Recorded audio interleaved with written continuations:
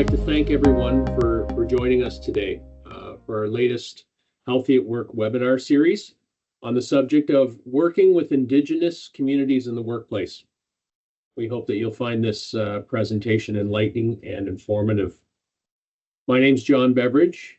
I'm the coordinator of Occupational Health and Safety at Windsor Regional Hospital and the chair of the Working Toward Wellness Committee. Jeff McEwen, Manager Recreation Services at St. Clair College, will be moderating the webinar today. Today's webinar is being recorded for future viewing as well. So before we begin, a couple of housekeeping items. As depicted on the screen, if you're any concerns with your audio, just check the volume on your speakers and adjust accordingly. Questions. So we welcome you to post in our chat any questions that you may have, and then following at the conclusion of the presentation, our presenter will address those. If we can't get to all of them, we'll figure out some way to get them answered and provide a link to that. After the webinar, we will be sending out a link to a recording of the presentation. We'll be posting it as well to our website, make it available for future viewing for those who perhaps couldn't join us today, or if you wanted to review it again. So along with that, we will be sending out a link to a survey, and I believe we'll be putting that up in the chat. And we would really appreciate if you could take a couple minutes to complete that survey. It really helps us, with future webinars planning and things like that. So I would now like to call upon Abby Lee Hallett to read for us the land acknowledgement. Thank you, John. And Karen, if you could just advance your slide to show the land acknowledgement, that would be great. In the meantime, for folks who are joining, the chat will, or rather may not work for everybody. So if you have questions, please just post them in the Q&A. It'll be a lot easier for us to track, but I will be keeping an eye on both just in case some do end up in the chat. So thanks for that. And then now I'll go into the land acknowledgement. Before we begin, I would like to take a moment to acknowledge that the land upon which we gather today is comprised of the traditional territories of the Three Fires Confederacy, made up of the Ojibwe, Odawa, and the Potawatomi nations, and the ancestral and unceded territory and waters of Caldwell First Nation, whose people are the original people of Pelee Island and Point Pelee. The Ojibwe, Odawa, and Potawatomi nations agreed to share this territory with the British Crown by way of the 1790 treaty referred to as the McKee Purchase, or the Treaty of Detroit. This territory is the home of the Anishinaabe, who are represented by the Walpole Island First Nation, and the Lenape, who are represented by the Delaware Nation.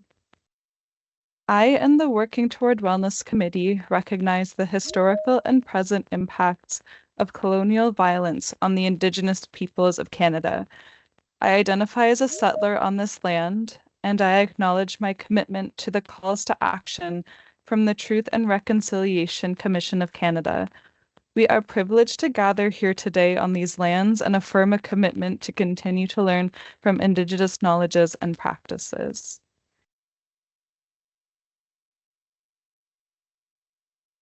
Thank you, Abby Lee. I would now like to introduce our presenter, Karen Smallwood, who is the Director of Equity, Diversity, and Inclusion and Quality at Family Services Windsor-Essex, to lead our topic and discussion today. Karen holds a BA Honors in Gender and Women's Studies from the University of Windsor and a Certificate in Workplace DEI from Cornell University. Karen has more than 20 years experience in EDI, culture, and engagement, which includes work with the Ontario Public Interest Research Group and the Office of Human Rights, Equity, and Accessibility at the University of Windsor. Karen, the floor is yours. Thank you so much, John. I appreciate that. And thank you to the Working Toward Wellness Committee for inviting me here today. and supporting me in this topic. And thank you to everyone for being here. I am so happy to be here and share roughly the next hour with you. I want to start with who am I? My background. On my father's side is English and Scottish. On my mother's side, it is English and Irish. I am a settler on this land, and during the past 200 years, my ancestors lived on the land in Newfoundland and benefited from settler colonialism and culture there. I want to start off by saying that when we endeavor as organizations to work with Indigenous communities, that work must be informed by the concept of nothing about us without us. So in light of that, I want to be very clear that the conversation we have today comes from my perspective as a settler and my efforts toward understanding truth and reconciliation. And after saying that, I would ask you to think to yourself, who are you as well, in that way that we will introduce each other to ourselves on this land. Our title today is Working with Indigenous Communities in the Workplace. Our talk will be comprised of 3 sections. The first is an overview of my, I keep skipping forward, so sorry, I'm having a little tech issue. We want to talk about some terminology first, some respectful terminology, so we can have this conversation using words that we are fully aware of their history and their present use. And one of the things I have learned in my work and my travels is that language is important. We'll also talk about the Truth and Reconciliation Commission a little bit, the report, an introduction to the 94 calls to action, and the acknowledgement of your role in that. And also gain a foundation for developing allyship when it comes to working with Indigenous communities and working together. And I want us to remember that the material presented today is a reflection of my experiences and the things I have learned in my work and my travels. Experiences and interpretations of those my work and your own experience will vary. And I'm very grateful that you're here today, and I'm grateful for your perspective. I don't claim to be an expert. This is the work I do. I endeavor to not be disrespectful to anyone, any culture, any community. And I'm anchoring this webinar from the position of a starting point. The commitment we will make is that the work we do to educate ourselves and navigate our identity is required to build good relationships and is rooted in the principles of justice and respect. So let's take a look at some terminology. Using appropriate terminology when working with Indigenous communities is important because it can be a real demonstrator of respect and the work you are doing and can help break down barriers of prejudice. It also helps to create accurate representations and address harmful stereotypes. Because words matter, language is never neutral or objective. Some words and phrases that are in our corporate and colloquial usage have been a part of institutional policies of harm and continue to have real life impact on Indigenous communities. And I like to remember also that as much as words can be used to damage relationships and cause harm, they can also be used to support better relationships. Another note about language as we move forward is that when we hear language like we and they or them that might arise in conversations like this, I want you to know that I am speaking to you as a person with a settler orientation and working with and for communities to which I do not belong. That means that we can imagine those words we and them being used to describe that relationship. Those words do have meaning, and we have to remember that even when we use what looks like a very simple word like we to describe who we are, who is the we? So throw that lens on yourself. Who is the we I'm talking about? Is it my organization? Is it me as a settler on this land? We can use that word to almost portray an idea of a big, huge, happy Canadian family, right? We're all loyal citizens to the laws and principles of the Canadian state. We know that that is not an accurate representation of history or the current reality. So some very general terms for us to be familiar with.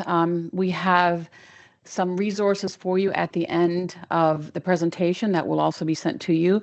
So in case you want to revisit these terms, we've used some wonderful tools. Bob Joseph has a guide to terminology, which is linked in the resources. So Aboriginal, and we've heard these terms a lot, but let's take a little bit of a closer look at them. Aboriginal is a general term that collectively refers to the main groups of Indigenous people in Canada, First Nations, Métis, and Inuit people. And it's a broad term because it includes those Canadian groups and others, but it is specific in that it is not widely used in international context. And it may, keep this in mind, carry a negative connotation because of its use in that very government policy in Canada. Indigenous is the more preferred term and is often used as a more umbrella term, either collectively or separately. And this is the term that you'll see in international context. For example, in the United Nations Declaration of the Rights of Indigenous Peoples, UNDRIP, which is a fundamental part of our story. The term Indian should be avoided in most contexts unless it's used as a part of the historical record you're talking about or used in reference to a specific government policy, such as, for example, the Indian Act. And it's important to remember the distinctions here. For example, First Nations peoples, the rights of these groups of people are recognized in the Canadian Constitution. And it's important to know the distinctions about specific communities with whom we hope to work or are working with. Don't confuse reserve with reservation. Reserve is the Canadian term. Reservation is what you'll hear in the U.S. And we know that that border is more permeable for Indigenous people, but in terms of that usage, try to keep that one in mind.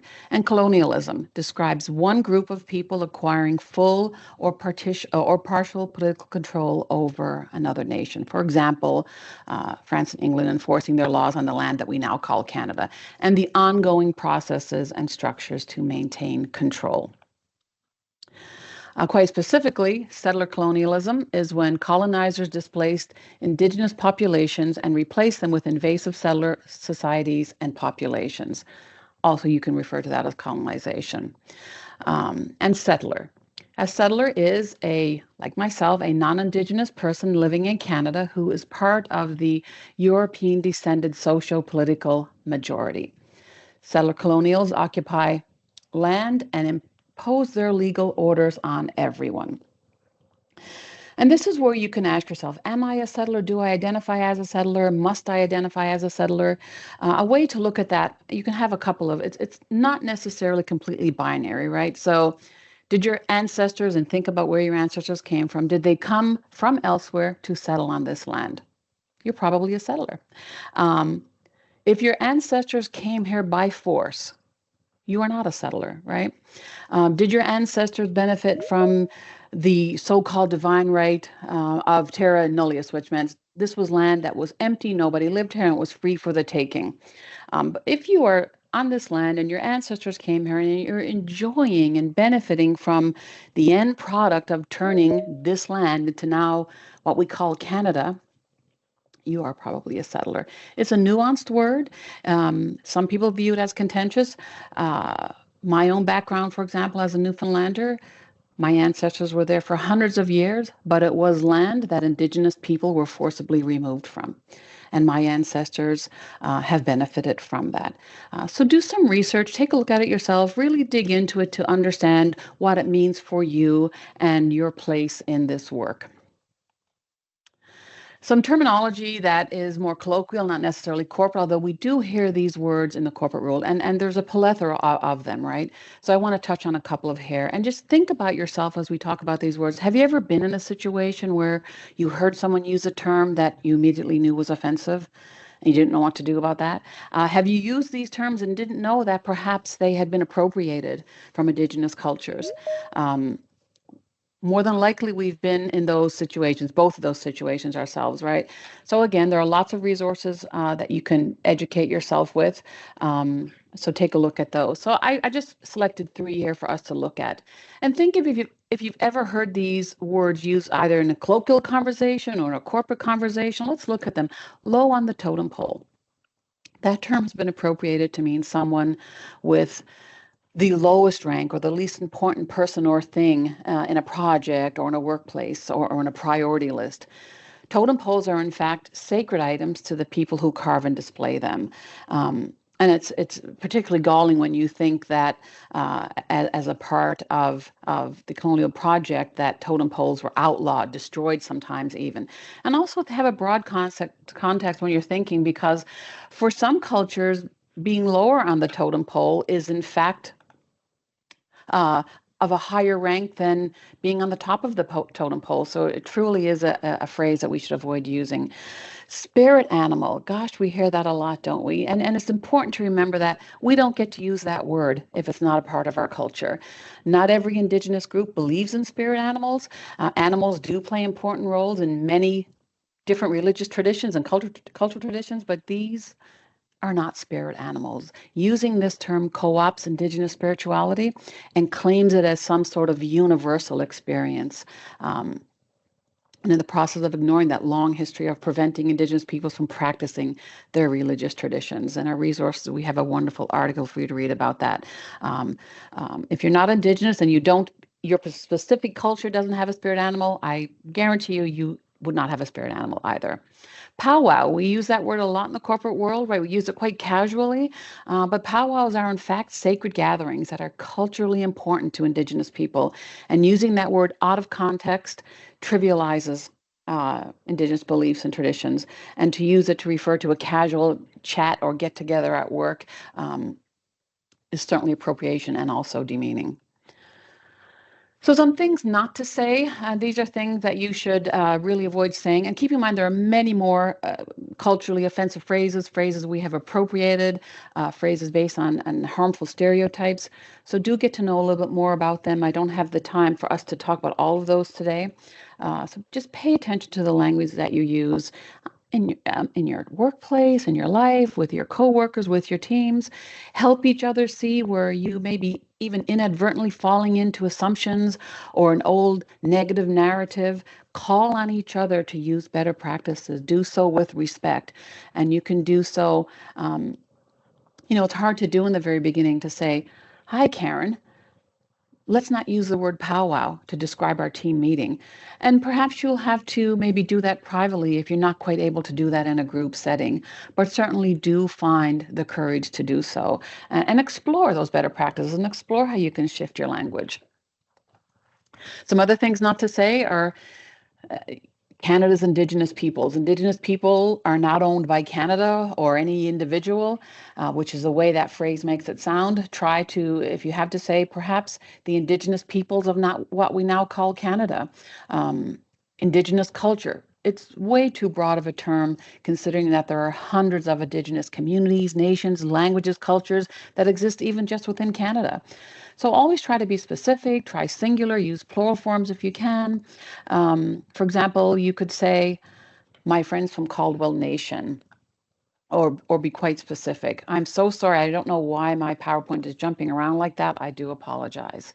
The final thing I would ask you not to say out loud is, can you, if you're not an Indigenous person, if you are a settler, you would not say this out loud. "Can you or your people forgive my people for what we did?" Now, you may truly wish and have a great deal of regret about actions that took place in the past.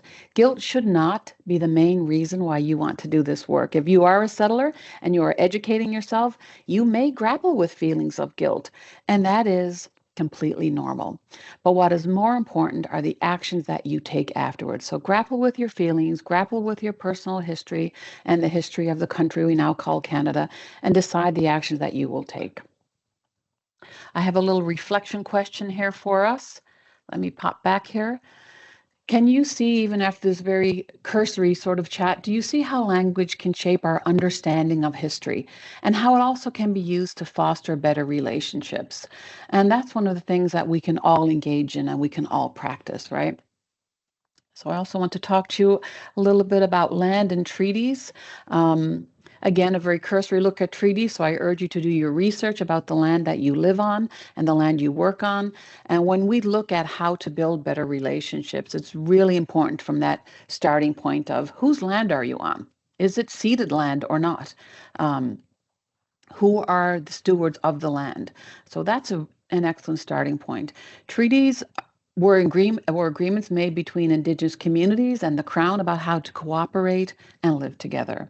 And Windsor, as we mentioned in our land acknowledgement, is located on territory covered by a couple of different treaties. Treaty 2, signed by the Odawa, Ojibwe, Wyandot, and Potawatomi, and the Crown in 1790.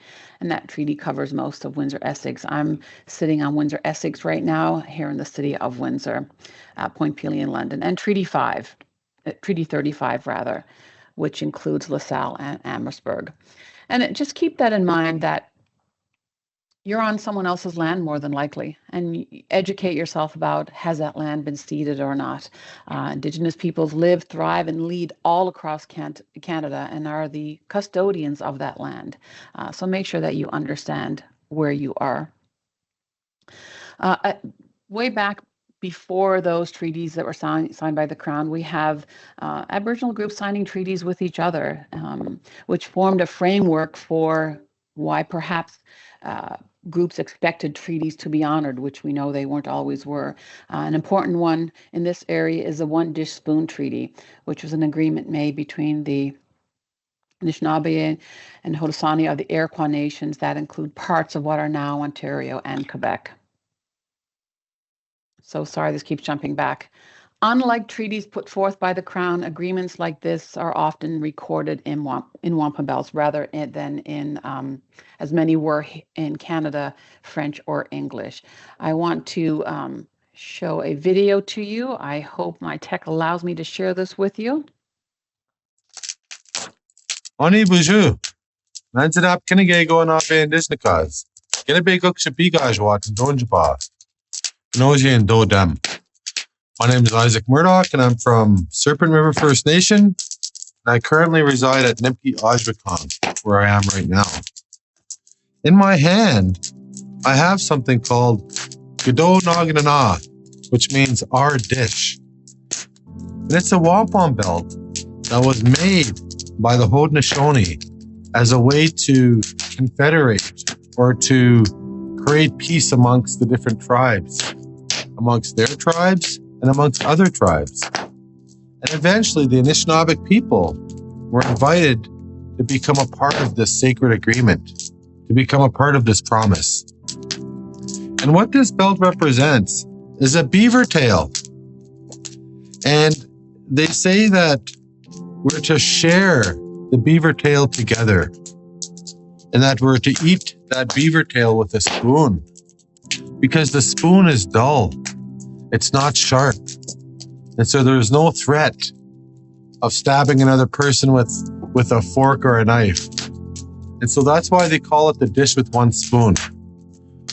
And it's believed that through this agreement that we're able to share each other's intellect, share each other's knowledge, make sure that our families and communities are fed, and that we share with each other. And that's what this belt is all about. It's about sharing, making sure that we can survive into the future generations. And this belt is old. This belt is pre-contact. It was made pre-contact. The Anishinaabe never really joined the belt until after contact. But it's something that we hold dear to us, and it's a very sacred agreement. It's a promise. We promise to, make sure that we share what we have with our brothers and sisters, and it's a promise that we share what we have with our relatives down south, and that they also share with us when we need. And so with that, it's with great honor and great respect that I carry this belt and tell you a little bit about it today.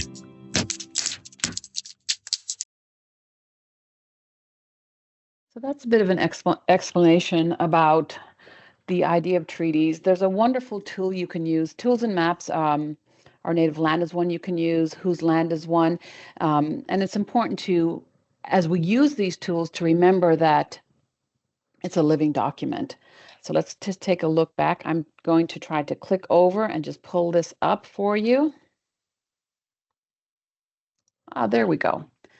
So if everybody can see that, this is a wonderful tool you can use. You can click on the map here. You can look at where am I. You can see where you are, where you're located, and look at the treaties, for example. So that is such a neat tool to use as well if you have a chance to do that, just to really in your journey of understanding where you are.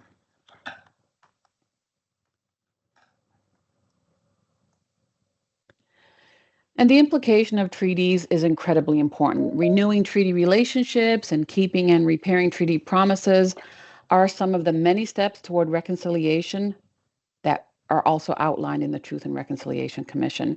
Treaties were made in good faith with the intention of allowing the Crown to respectfully use Indigenous land and share that land and resources and water. However, as we know, that has not always been the reality of treaties. Agreements have been broken by the Government of Canada with consequences for Indigenous communities that include stolen land and resources. And it's important to remember here that we are all treaty people. If you're a brand new newcomer to Canada, you have entered into a treaty agreement, so you have you have to be aware of where you stand on treaty land. Let's talk a little bit about the Truth and Reconciliation Commission. And it's really important to remember here that while we endeavor to work with Indigenous communities and while we endeavor to walk down the path of reconciliation, that has to start with the truth. And we have to understand the history, what has happened, and also who we are, our ancestors. This is a wonderful video. I will play this for you as a bit of an introduction.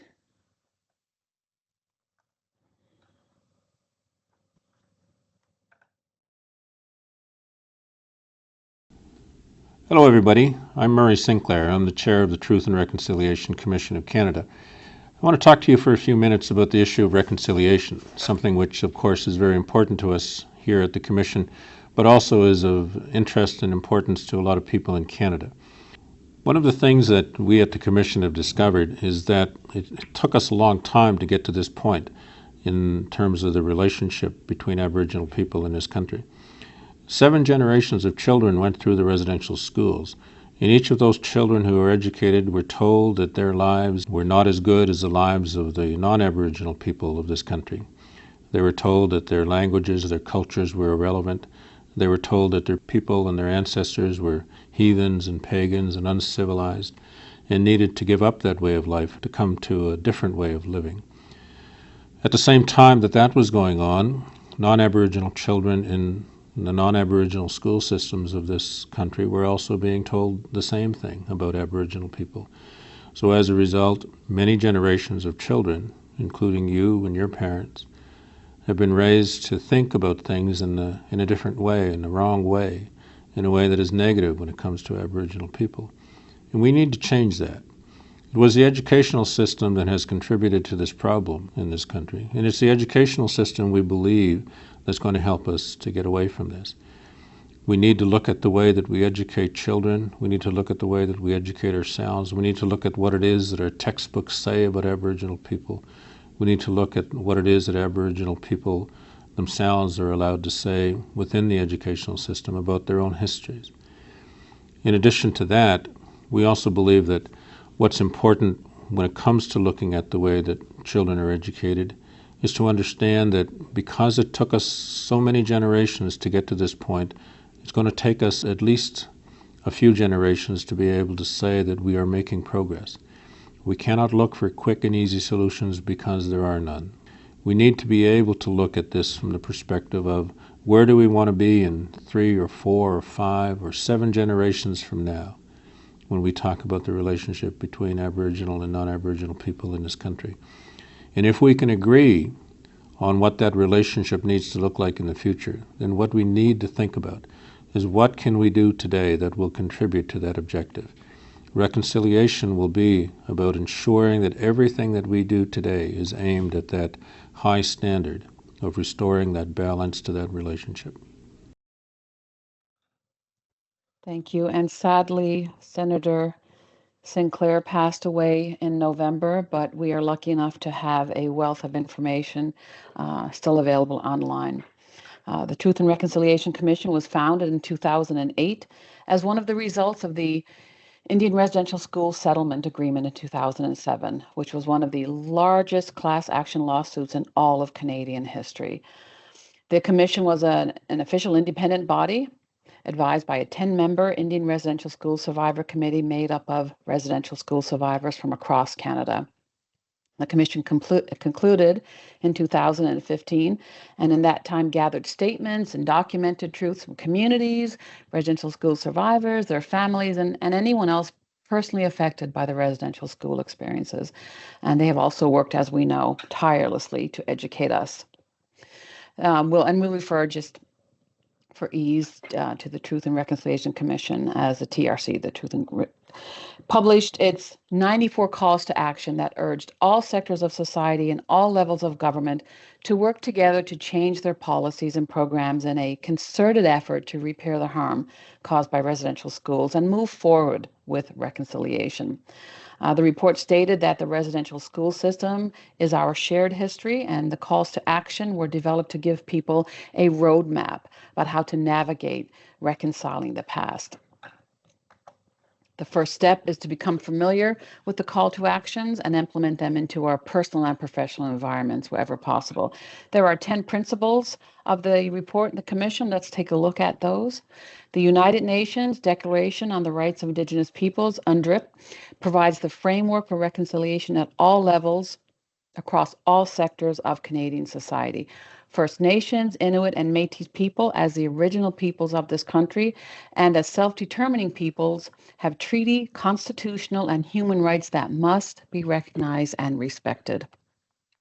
Reconciliation is a process of healing relationships and requires public truth sharing, apology, and commemoration that acknowledges and redresses past harms. Reconciliation requires constructive action on addressing the ongoing legacies of colonialism that have had destructive impacts on Indigenous peoples' education, cultures, languages, health, child welfare, the administration of justice, and economic opportunities and prosperity. Reconciliation must create a more equitable and inclusive society by closing gaps in social, health, and economic outcomes that exist between Indigenous and non-Indigenous Canadians. And the second half, all Canadians as treaty peoples share responsibility for establishing and maintaining mutually respectful relationships. The perspectives and understandings of Indigenous elders and traditional knowledge keepers about the ethics, concept, and practices of reconciliation are vital to long-term reconciliation. Supporting Indigenous peoples' cultural revitalization and integrating Indigenous knowledge systems, oral histories, laws, protocols, and connections to the land into the reconciliation process are essential. Reconciliation requires political will, joint leadership, trust building, accountability, and transparency, as well as a substantial investment of resources.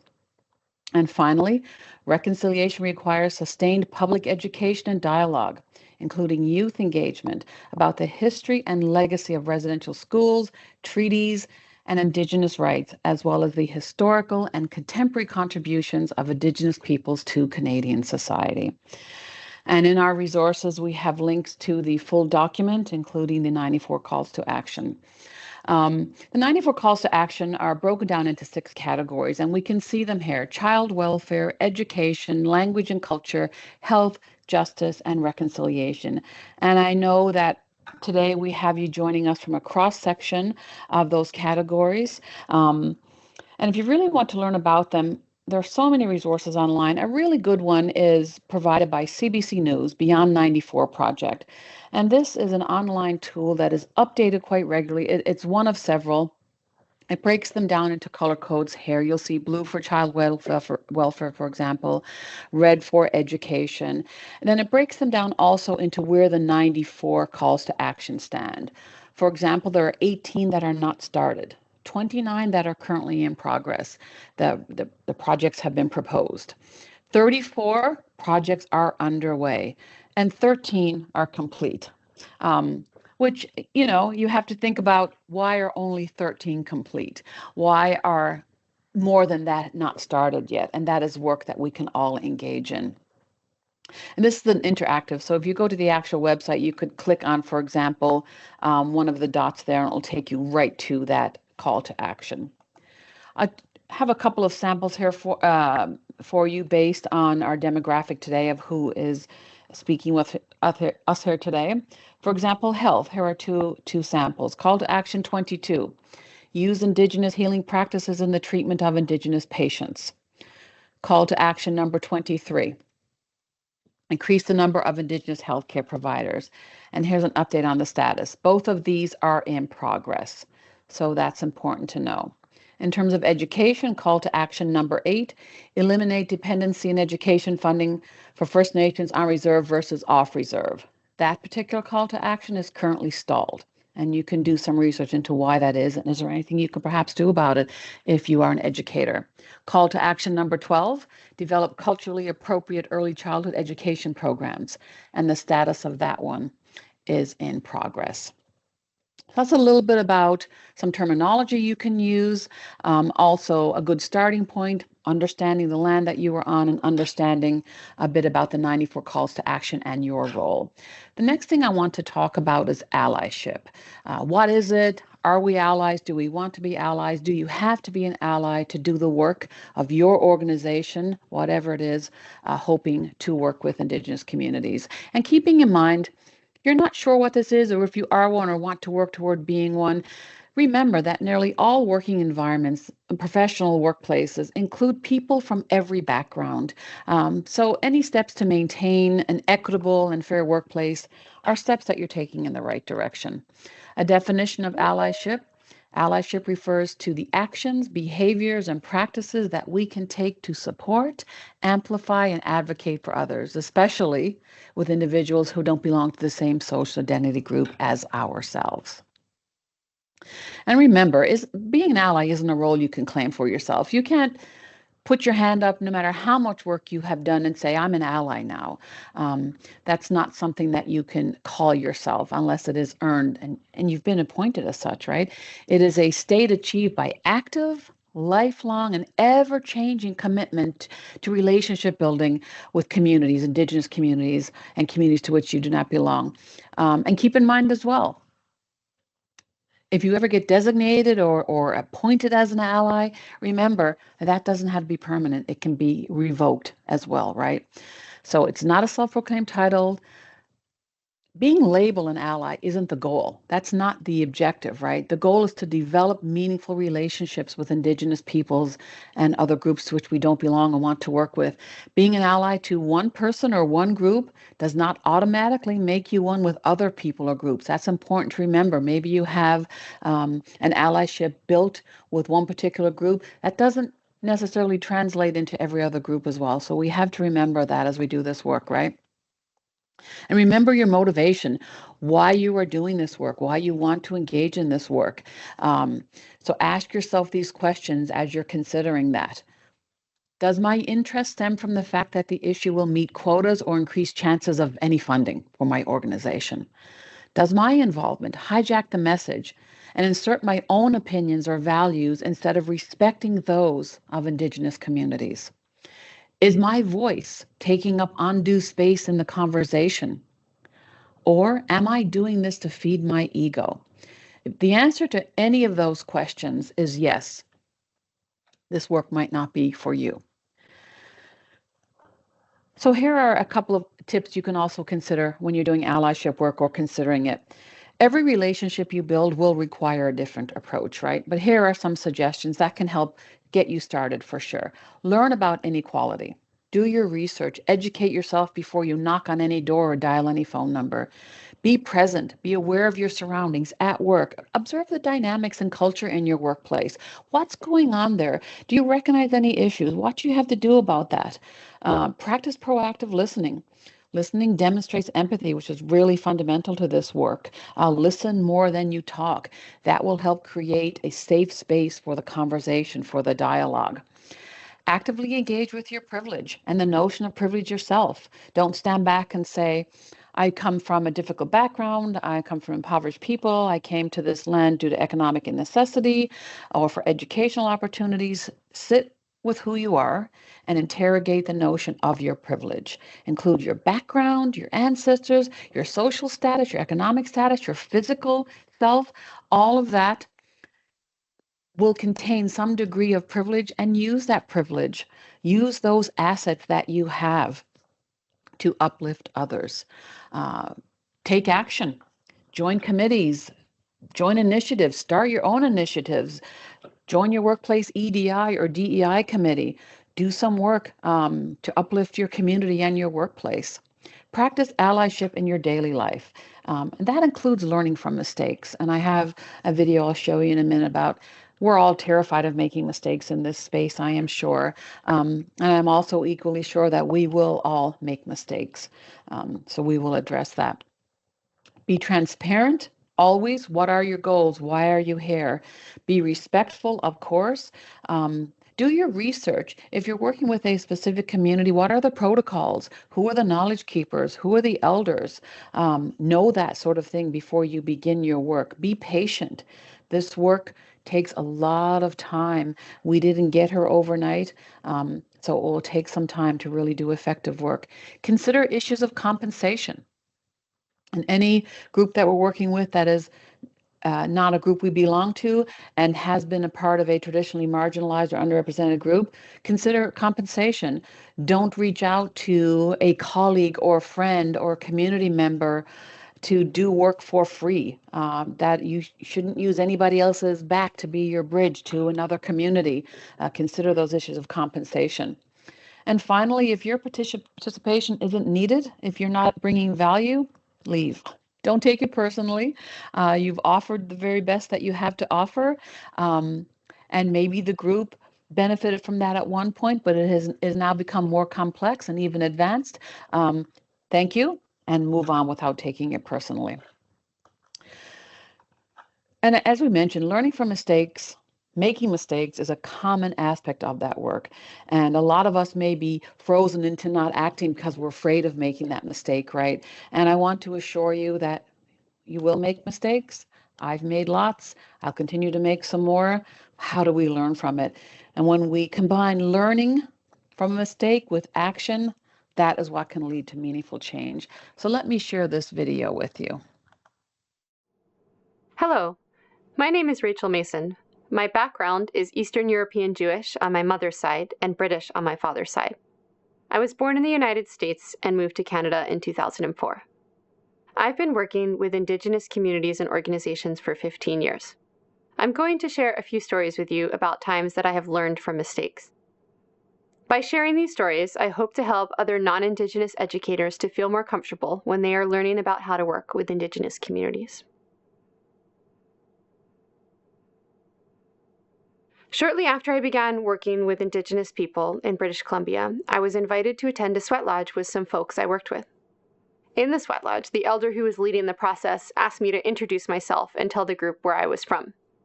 I said, "My name is Rachel, and I'm from the United States." He laughed and asked where I'm really from. Then I knew to share my cultural background. I felt embarrassed that I hadn't introduced myself properly in this important ceremony, but nobody held it against me, and since then, I have always been careful to introduce myself fully when working within Indigenous contexts. And I've gained an understanding of why these introductions are so important. As an elder explained to me several years later, introductions allow people to get to know you on a personal level, and knowing where you're from can help them to identify any connections they might have with you. I've experienced this myself in situations where I found out that people in the room share a common heritage with me. A few years later, I learned another lesson when I was coordinating a group of Indigenous youth, and I tried to use a talking circle to resolve a conflict within that group.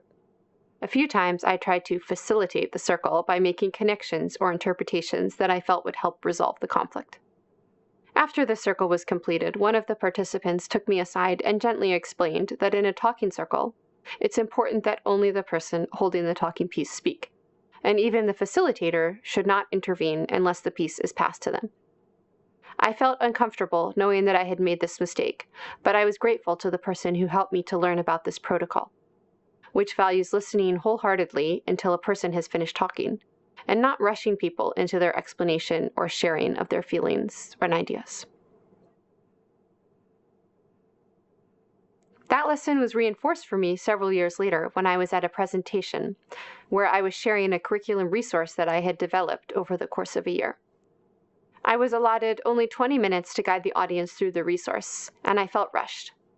I made a few references to us not having much time, and at one point, I asked the audience for feedback by saying, "Does anyone have any quick observations or feedback on this?" Afterwards, an elder who was present shared publicly that when asking for input, it's important not to rush people's responses.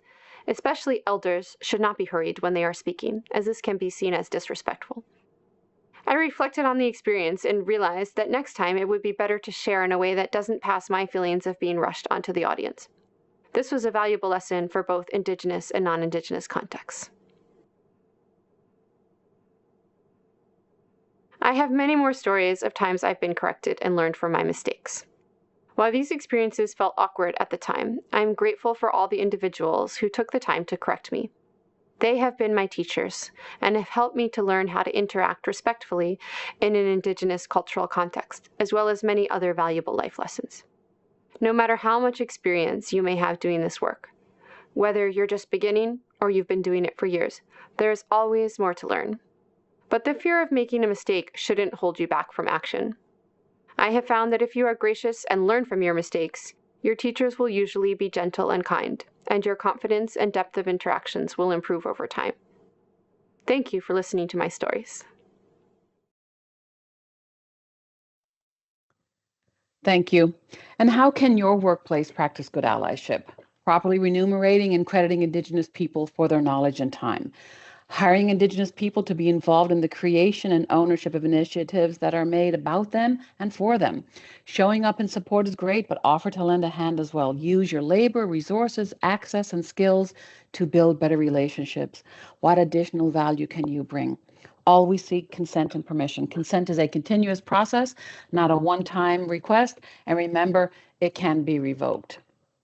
Some things to not do and do when you're reaching out to do this work. Don't refer to people as stakeholders. Stakeholders, a commonly used business term that should be avoided. Because remember, First Nations people are not merely stakeholders. They have constitutionally protected rights and are used to dealing with Canada, provinces, and territories on a nation-to-nation basis. Don't enforce your timelines. Your timeline is your problem. Be mindful of using the term equally or equality, as that can be taken to mean giving up some constitutionally protected rights. And consult before, not after. Doing after can be seen as just checking the box. Do provide training to employees to help them work effectively with Indigenous peoples. Make business development with Indigenous communities a priority. Make workforce development with Indigenous communities a priority. Engage in revenue sharing and co-management activities with Indigenous communities. Follow protocols when seeking partnerships with Indigenous communities on new developments, projects, and initiatives. And finally, question your need to be in control of the work and the experience if that is what you are feeling or people are saying to you or you see reflected back at you. And here is our final question of reflection. How will you ensure that your workplace does not perpetuate or encourage stereotyping of Indigenous peoples? How can you utilize your privilege to build better relationships? And finally, can you pledge? In conclusion to our chat today, educate yourself about the treaty relationships of the land you are on. Read the Truth and Reconciliation Commission calls to action. Educate yourself about the truth is the first step on your reconciliation journey. Support the calls to action specific to your occupation. Ensure employment opportunities are open to Indigenous candidates and making career development opportunities available. Support your organization creating a working environment that is inclusive and welcoming for Indigenous employees. Research how to use and address all sorts of terminology, including harmful stereotypes. Understand and avoid cultural appropriation, and that would be across the board, right? The very first step, as we conclude our time today, is to educate yourself first. But to be a true ally, you need to do that work by creating more awareness, justice, understanding, and equity at the personal and professional level. We need that moment of self-reflection. We need to always check in with ourselves, with the people around us, understand our motivations, and debrief also with the community members we are working with. And the final thing I just want to leave you with before we have time for some questions is continue to support communities to which you don't belong. Continue to support your colleagues and your neighbors. Act in meaningful ways. Be a good human and be kind to each other. And as you do this work, be kind to yourself as well, because it's not easy work, but it is work that we have to do. And I want to thank everybody for sharing that almost an hour with us today. I am sorry for how the video kept skipping forward.